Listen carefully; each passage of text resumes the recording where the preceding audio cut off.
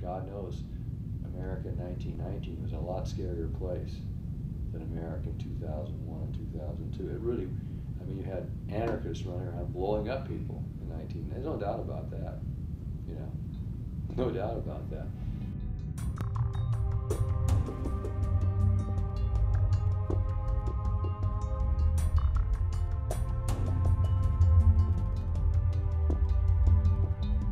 Butte was a rich town because of the mining.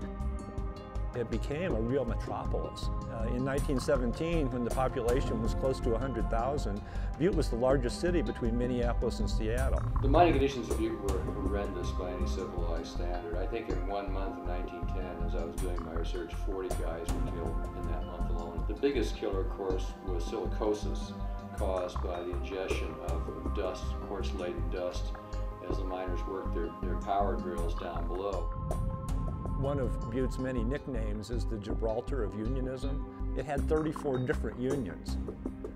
The IWW preached one big union, and the one big union would then be the one that would have the strength to stand up to a company like the Anaconda Company, which otherwise was just in absolute total control here. The IWW, the Wobblies, the Industrial Workers of the World, was the most radical of all the union elements that were active in those days.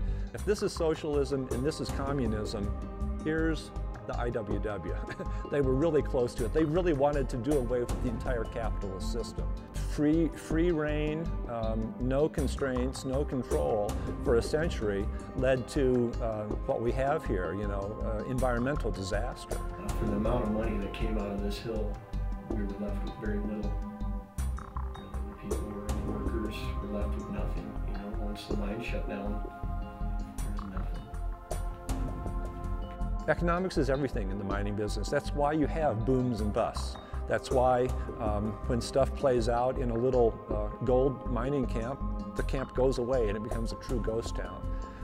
So that's Butte's uniqueness too in the mining world, is that it's such a huge deposit that it has remained sustainable now for 145 years or so. So that's why Butte is still here and still a viable town of 30,000 even after all that. We didn't become a ghost town.